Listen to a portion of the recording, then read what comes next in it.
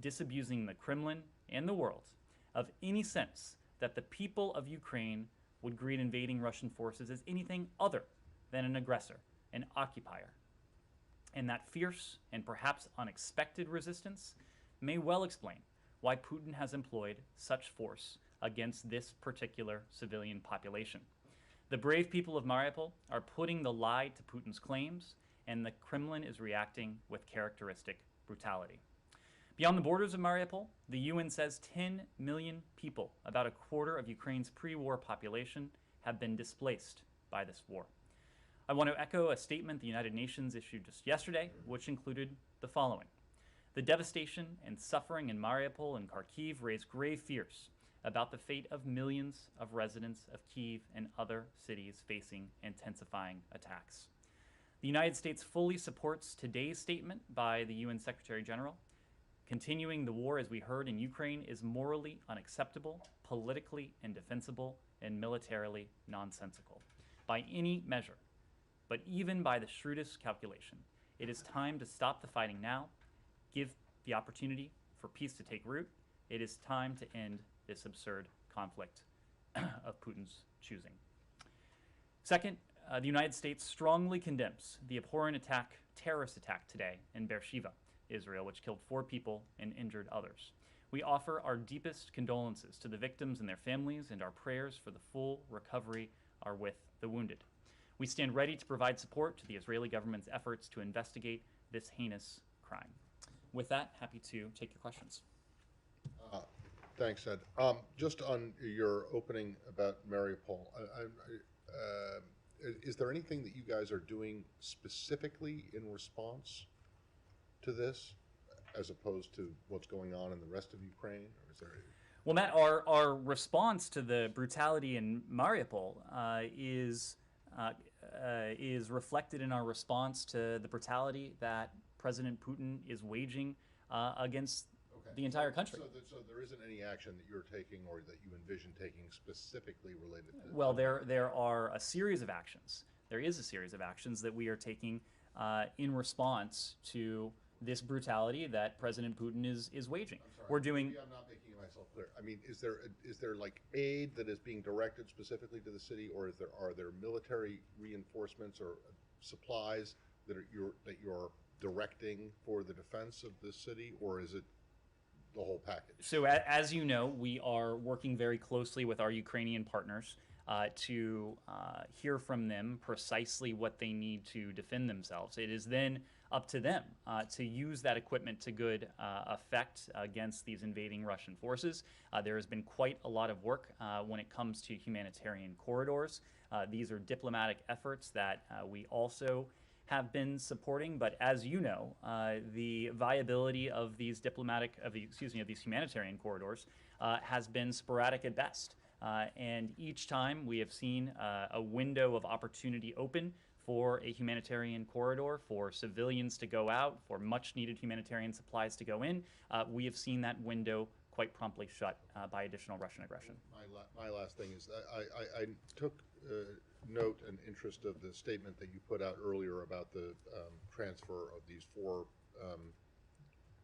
pediatric cancer patients to St. Jude Hospital in Memphis, and I'm just wondering if you have, but if you don't have, if you could get, are there similar instances where the U.S. is taking in people in particular need? Obviously, they're all in need if they've fled, but people with illnesses who need critical care treatment.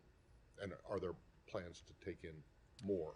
So our response, Matt, is and will continue to be based on an assessment of the needs of the Ukrainian people, including in specific cases when we see that our capabilities here domestically are well suited to what is most needed. In this case, there are a number of European countries who have opened their borders to cancer patients, those who are undergoing and are undergoing cancer treatment, including pediatric oncology patients. The ability of European hospitals, in some cases, to accept more patients has reached reach capacity in some areas, and so we recognized in coordination with St. Jude that they had the availability, they had the capabilities to take in these patients.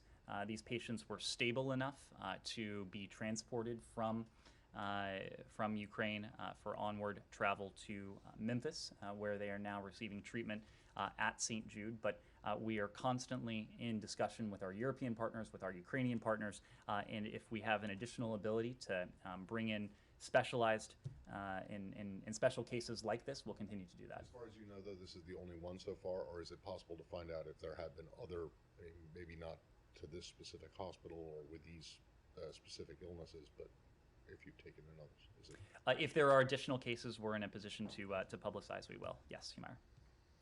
So there's been a meeting with the leaders of Egypt, Israel, UAE. I'm sure you've seen, focusing on Ukraine, but mostly on Iran.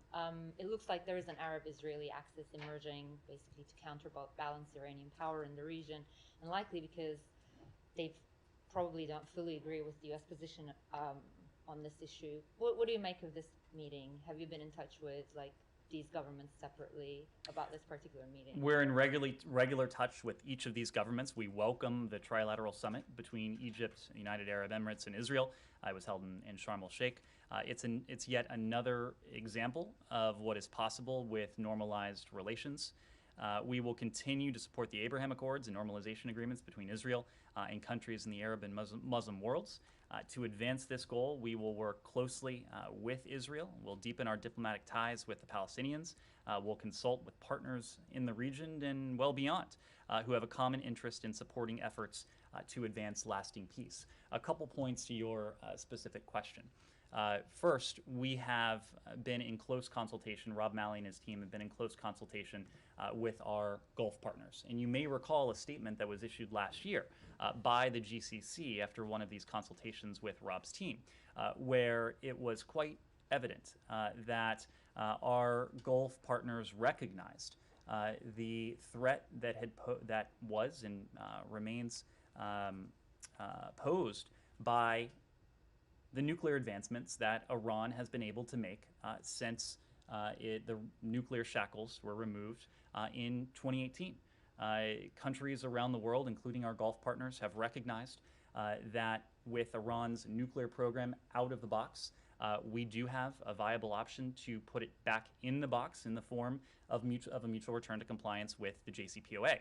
In that joint statement, we saw that our Gulf partners, in fact, welcomed the possibility of a mutual return to compliance with the Joint Comprehensive Plan of Action. Now, that is something that is still in the works. We're still in an effort to determine whether that will be achievable.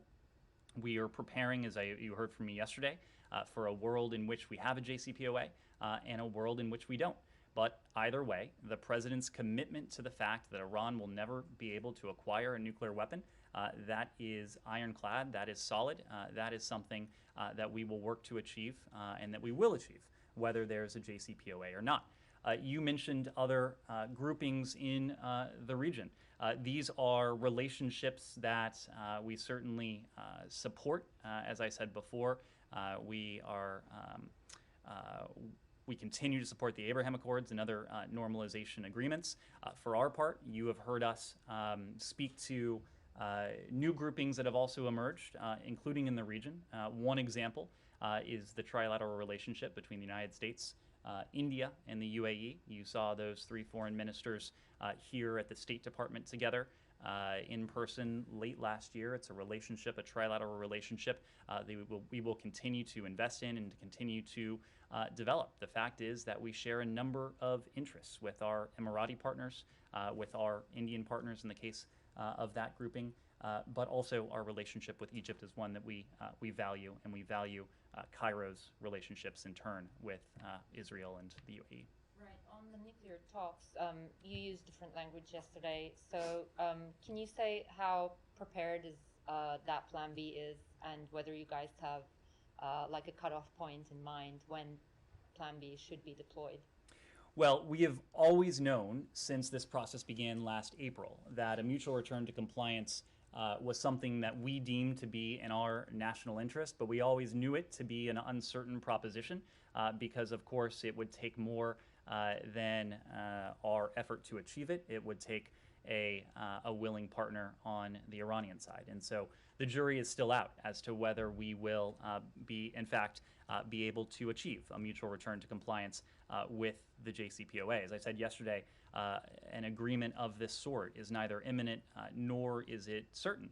And so that is precisely why, for the better part of a year, we have been preparing for either contingency, for either scenario, a world in which we have a mutual return to compliance, that is to say, a world in which the JCPOA is the means by which we put Iran's nuclear program back in the box. We reimpose those permanent, verifiable limits on Iran's nuclear program and prevent Iran from obtaining a nuclear weapon. But given that this has always been an uncertain proposition, we've always discussed, or we've long discussed, I should say, alternatives with our partners in the region. We've been doing this with our European allies who are part of the P5+1, in this case the E3 countries of France, Germany, and the UK. We've had these discussions with our Israeli partners, with our partners in the Gulf, and farther afield as well. So we have put a lot of planning and thought into this. For obvious reasons, we haven't detailed publicly what that might look like, but it is not for lack of planning on our part. In terms of time frame? In terms of time frame, we will continue to pursue a mutual return to compliance as long as that vehicle continues, mutual return to it, continues to be in our national interests. Yes, but you said that given the breakout time and all that, you kept saying for weeks and months now that the window was closing. And that hasn't changed. That hasn't changed. That's been a very long weeks and what also has not changed is that based on, not on, again, the chronological clock, and I know we often deal in chronological clocks, but you've heard us. We often deal in there is a technical clock when it comes to the JCPOA, as you've heard us as you've heard us discuss before. And that technical clock, again, it's not based entirely on chronology, but it is based on the advancements that Iran has been able to make once those nuclear shackles were removed from it in 2018, or once it distanced itself from the nuclear agreement in 2018, and the continued advancements that it has been in a position to make. So until we determine that a mutual return to compliance is no longer in our interest, that is to say that the non-proliferation benefits that agreement would convey to us, to our European allies, to our partners in the region and beyond are obviated by those advancements, we'll continue to pursue it. But what we've long said about the short runway, that remains true.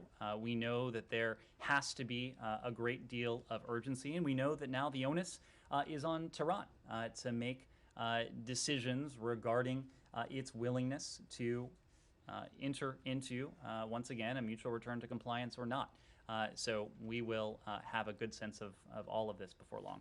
Paul. Well, given all that you said, we still don't know what happened in the past week. A week ago, you, others were optimistic that a deal could be signed this week, or could be reached this week. Could. The emphasis is on could. No, but there was and that remains true today. Emphasis if difficult decisions are made, including in Tehran, that could and would still be true. My emphasis was this tone of optimism, and yesterday then you said there's no imminent deal. There's a change in tone. What happened from last week to this week?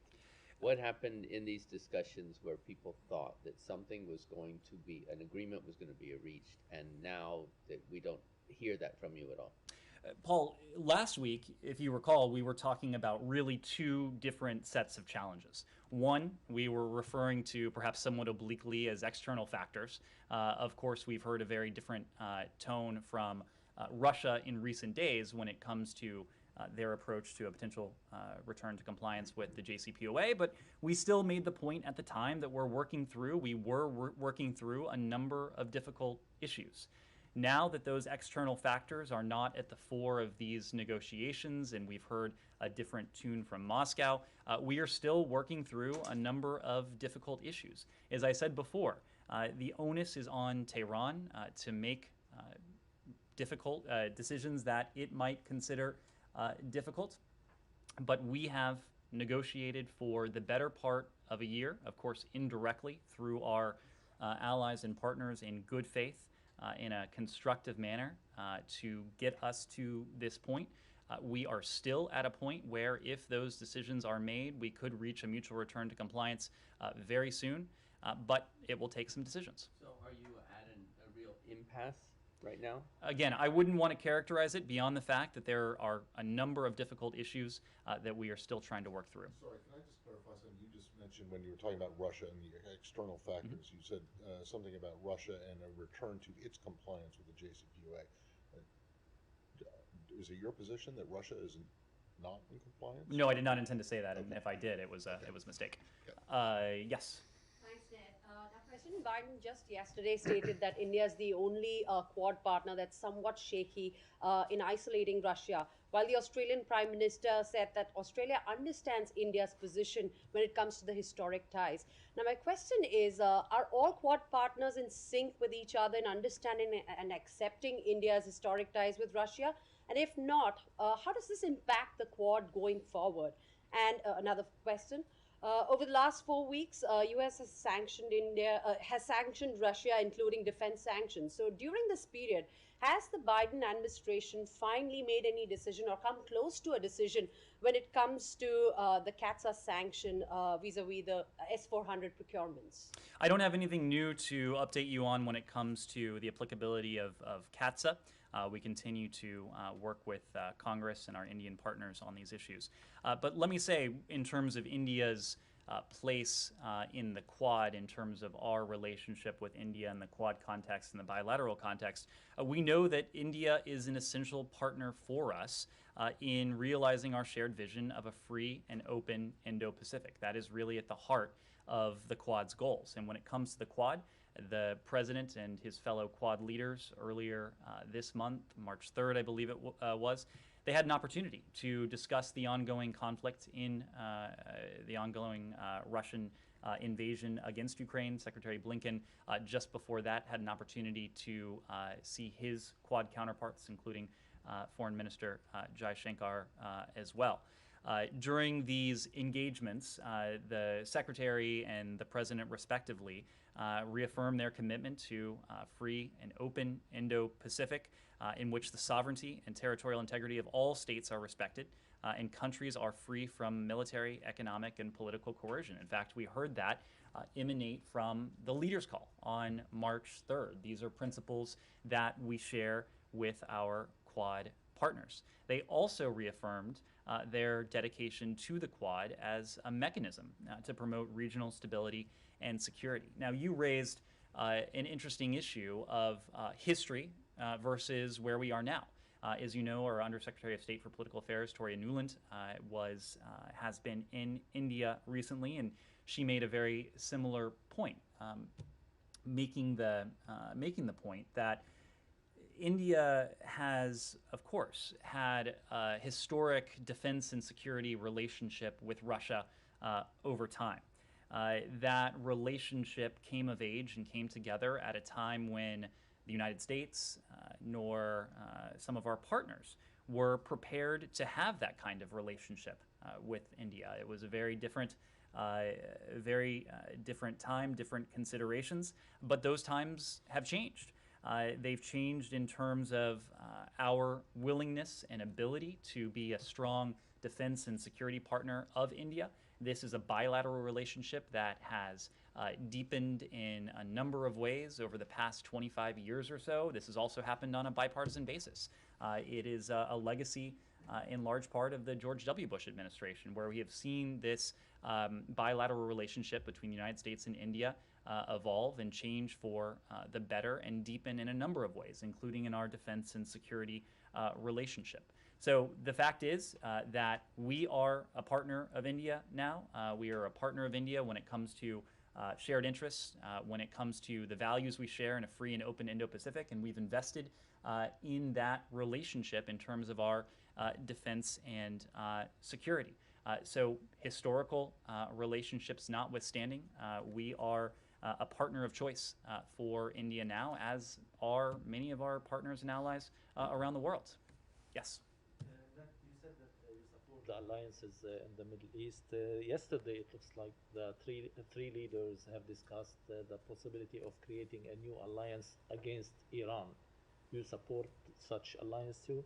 I will leave it to other countries to discuss the aims of their partnerships, their groupings, their alliances. What I will say broadly is that it is no secret, and in fact, we have made quite clear that we are facing a shared challenge and in some ways a shared threat from Tehran.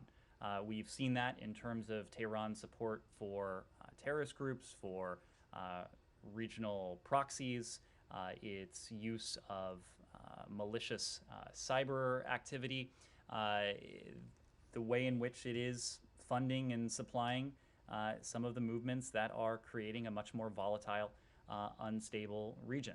So for our part, we will continue to partner closely with our partners in the Gulf, with our partners throughout the Middle East, to push back on Iran's malign activity in whatever form it takes.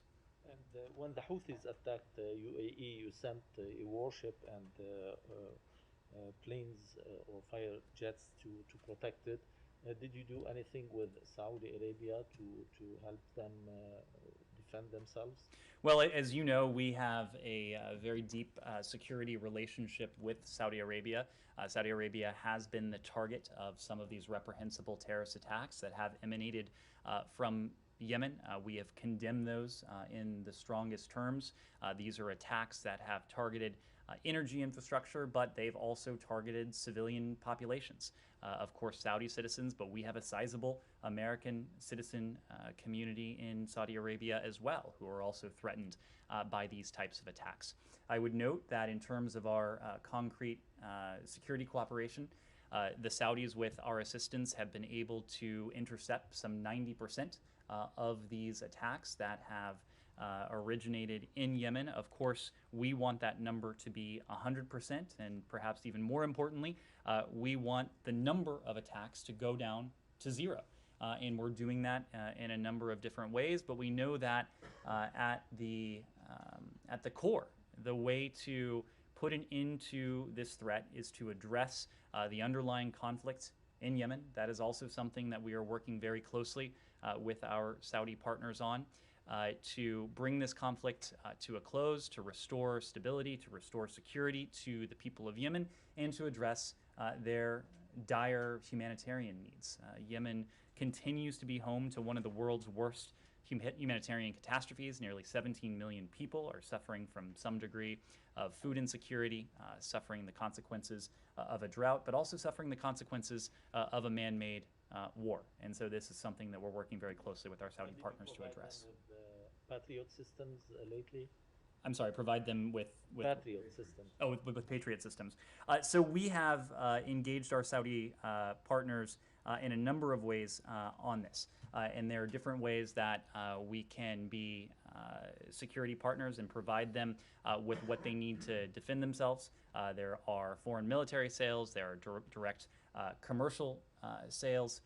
There are other means by which we can supply and resupply the Saudis with what they need. I will leave it to them to speak to their defense procurement plans, but we are standing ready to continue to work with them on this. Yes? Thank you. National Security Advisor Jake Sullivan said earlier that the US still assesses the Russian soldier death toll is still in the thousands.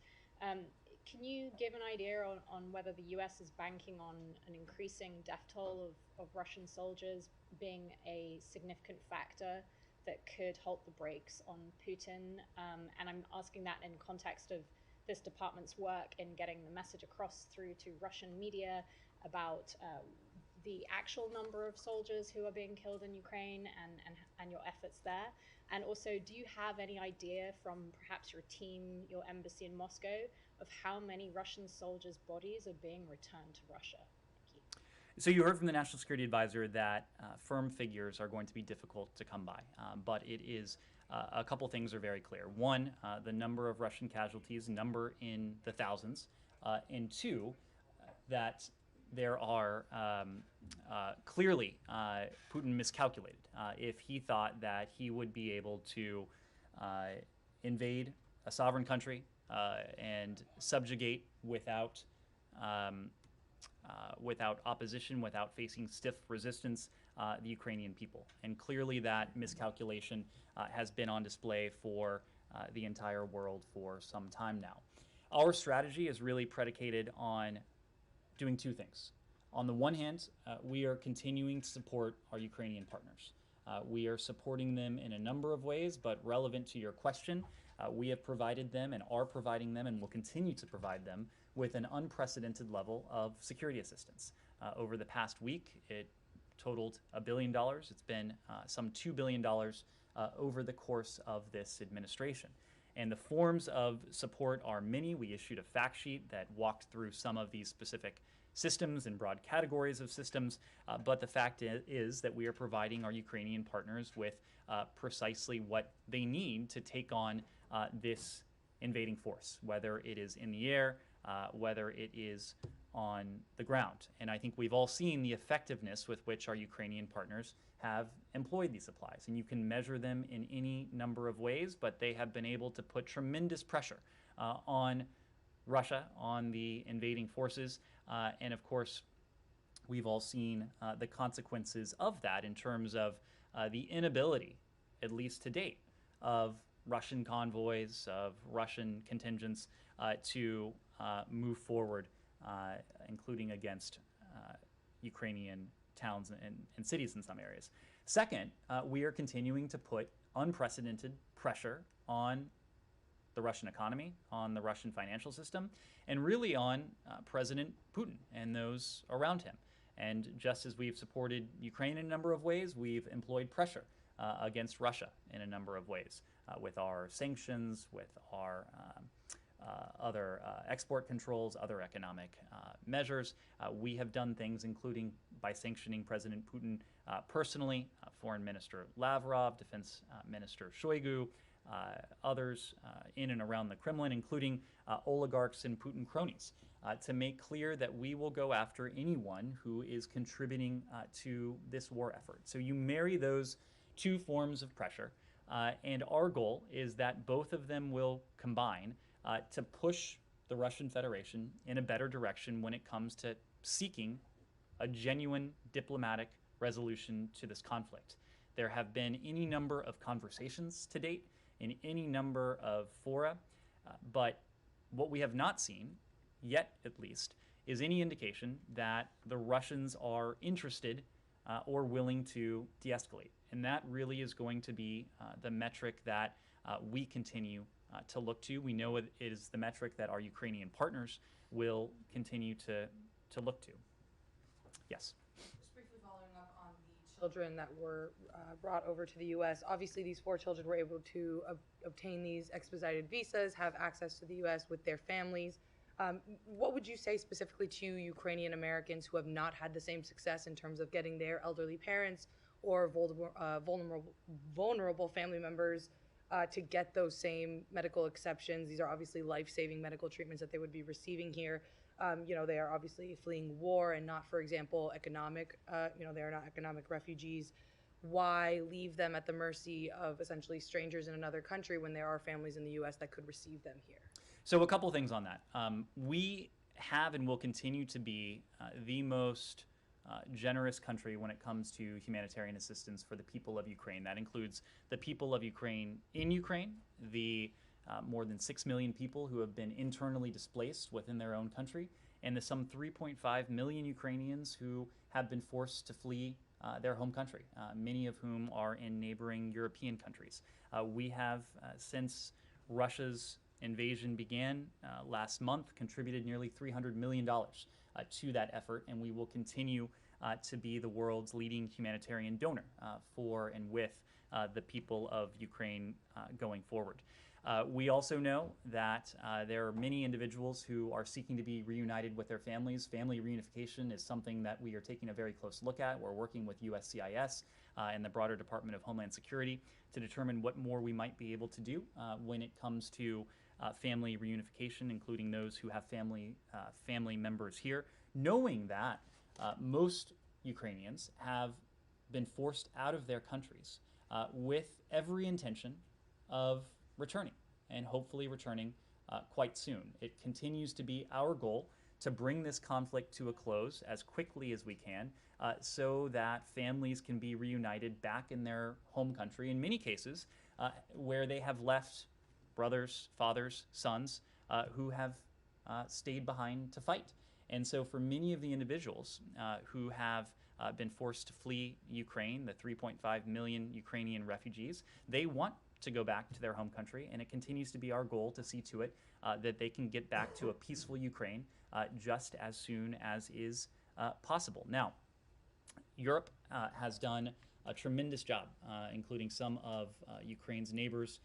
Poland, of course, at the top of that list, in accepting, in some cases, hundreds of thousands or even millions of Ukrainian refugees.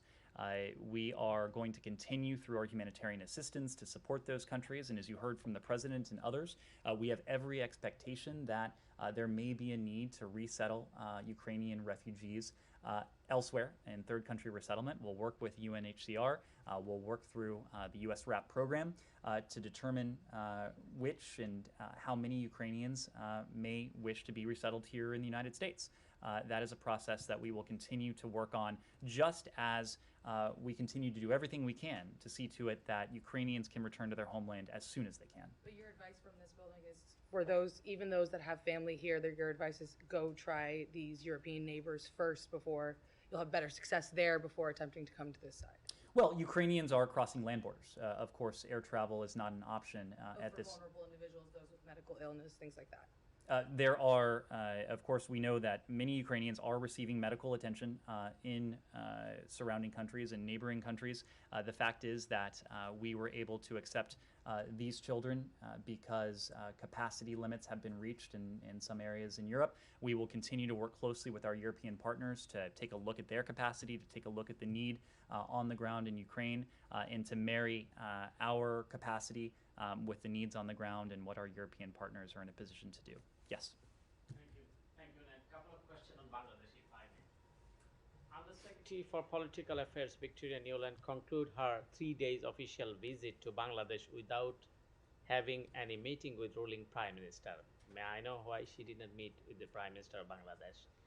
And second, this visit took place after imposing US sanction on Rapid Action Battalion for widespread allegation of serious human rights abuse in Bangladesh and the country's abstention on UN resolution on Russian aggression on Ukraine.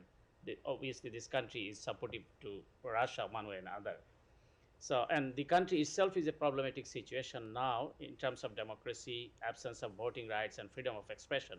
Main opposition leader Begum Zia still is in house arrest. May I know what message conveyed to the authoritarian government of Bangladesh from the Biden administration during this senior official visit, and will Biden administration critical on Bangladesh current regime? Well, we have spoken to our relationship with Bangladesh, but the fact that Toria Nuland was there is another, I think, underlines our partnership with the people of Bangladesh. This is a country, this is a people with whom we have a long-standing partnership. This is a country that has welcomed refugees. We've been speaking to Ukrainian refugees, but of course, there have been any number of refugee crises in recent years, and Bangladesh, of course, has, as a country, has opened its arms to the Rohingya population that was forced to flee Burma. So we will continue to be in close contact with our Bangladeshi partners in government, but also our partners in Bangladesh extend well beyond government as they do around the world. Bangladeshi civil society, working on our trade and economic relationship with Bangladesh as we continue to stand up for values that are universal and that apply equally to the people of Bangladesh as they do to people anywhere else. Yes, Connor. I just ask you about Alexei Navalny. Do you have any response to a Russian court sentencing him to 9 additional years in prison today? We do. We strongly condemn the Russian Federation's orchestration of a sham trial to convict Alexei Navalny on further spurious charges and sentencing him to 9 more years in a high-security prison. We note with grave concern that the court's sham ruling is the latest in a series of attempts to silence Navalny and other opposition figures and independent voices who have been critical of Russian authorities, including Navalny's near-fatal poisoning with a nerve agent by Russian security services in 2020. This disturbing decision, the one announced today, is another example of the Russian government's widening crackdown on dissent and freedom of expression, which is intended to hide the Kremlin's brutal war and unprovoked war against Ukraine.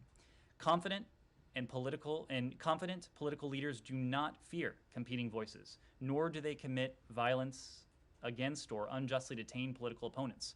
Russian people, like people everywhere, deserve a government that supports an open marketplace of ideas, deserve a government that supports transparency and accountability, as well as an independent judiciary, and the ability to exercise their human rights of freedom of expression or peaceful assembly without fear of retribution. We urge the Russian government to provide a level playing field for all political parties and candidates seeking to compete in the electoral process. We demand his immediate and unconditional release. As well on what you had to say about Mariupol in the start. You said again that there were these reports of Ukrainian civilians being forcibly removed. Yesterday you had said the U.S. was investigating those reports. Have you still not been able to confirm whether or not this has actually taken place? We're still in the same position of having seen these very disturbing reports. Every day when it comes to potential atrocities, we are all witnessing additional evidence that the Russians are in fact committing atrocities, committing acts that may go above that threshold to include potential war crimes. So it's something we are watching very closely. We are beyond doing that. We are documenting, we are sharing, all with an eye to seeing to it that any of those who perpetrate these atrocities, these abuses, these potential war crimes are held accountable, whether they are political leaders, whether they are commanders on the battlefield.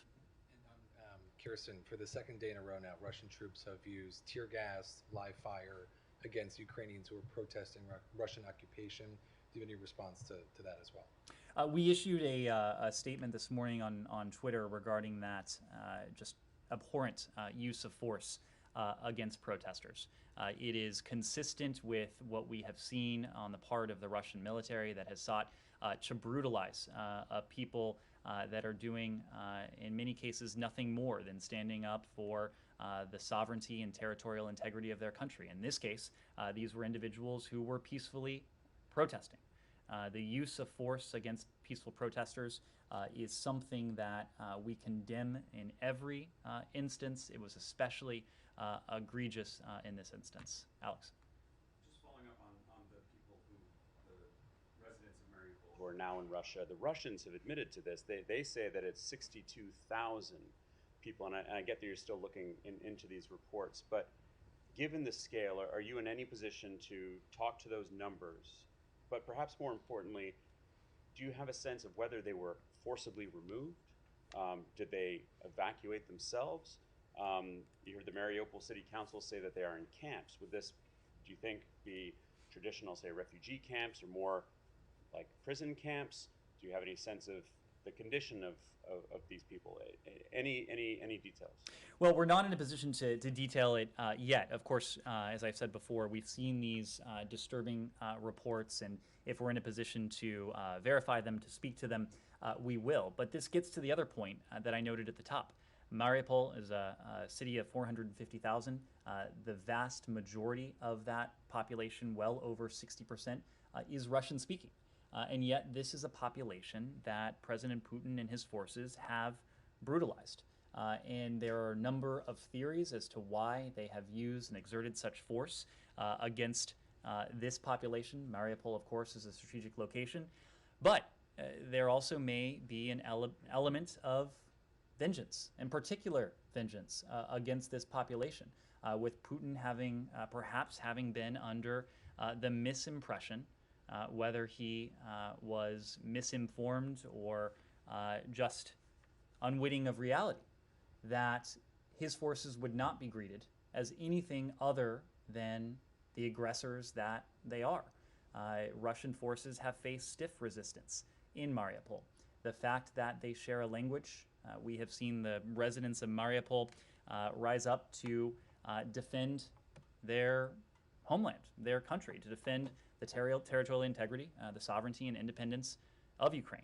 It's no surprise to us. It may well have been a surprise to President Putin, may well have been a surprise to the Kremlin, and that may well be why we have seen such ferocious force employed against the people of Mariupol. I was going to ask you about that. Why? But CNN reported yesterday that there does not appear, at least the U.S. does not appear to know who an overarching commander of these Russian forces is.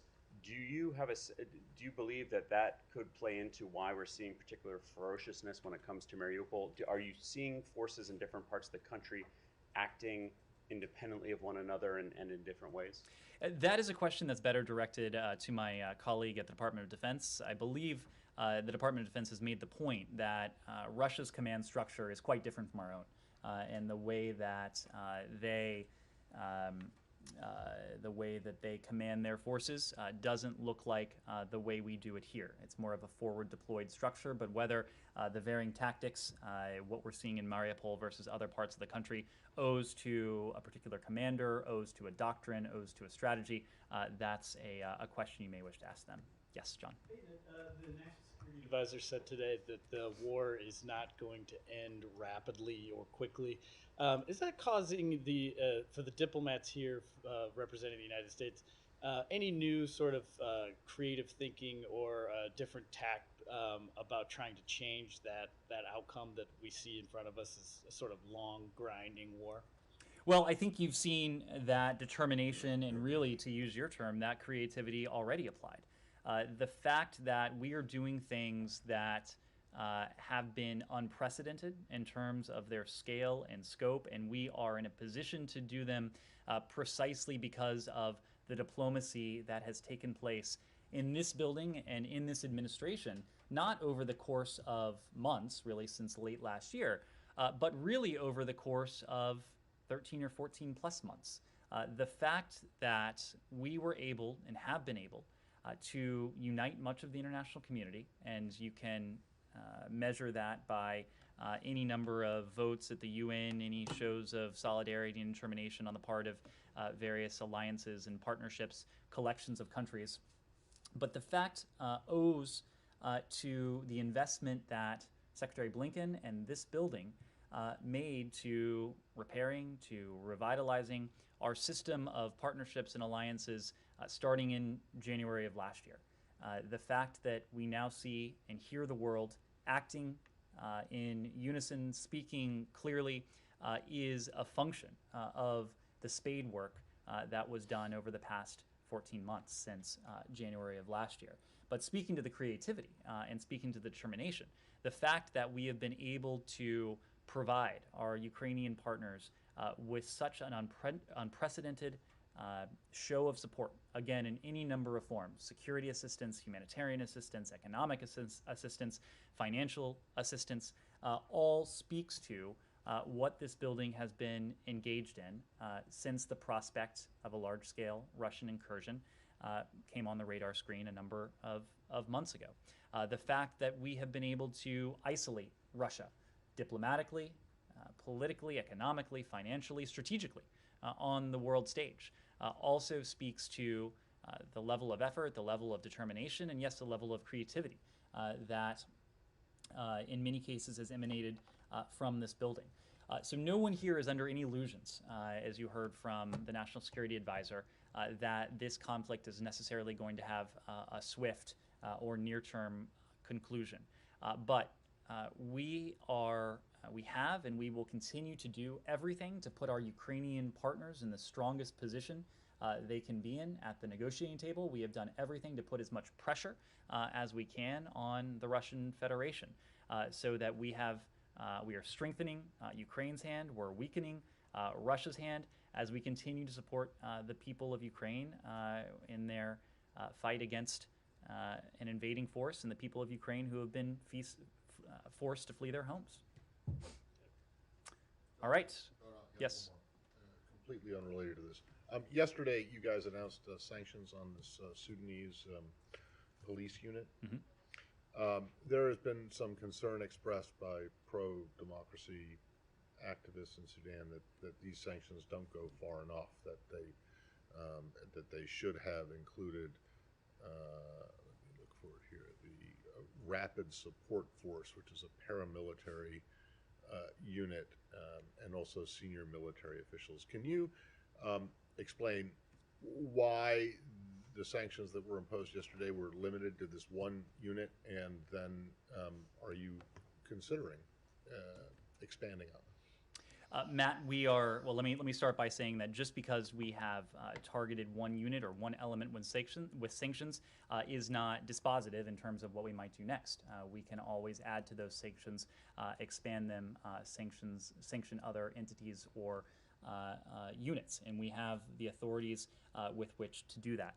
What we are focused on now is putting back on track a civilian-led transitional government. We're working very closely with the UN Integrated Transition Assistance Mission to Sudan, or UNITAM, in their efforts to do that.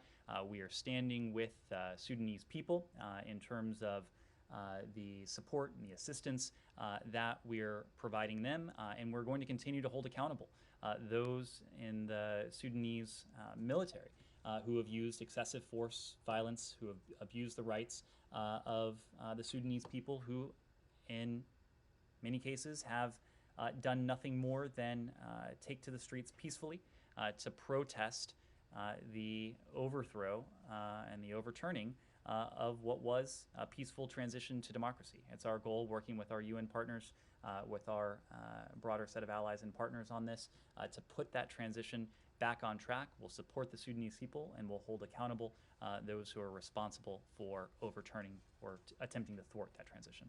Thank you. Thank you.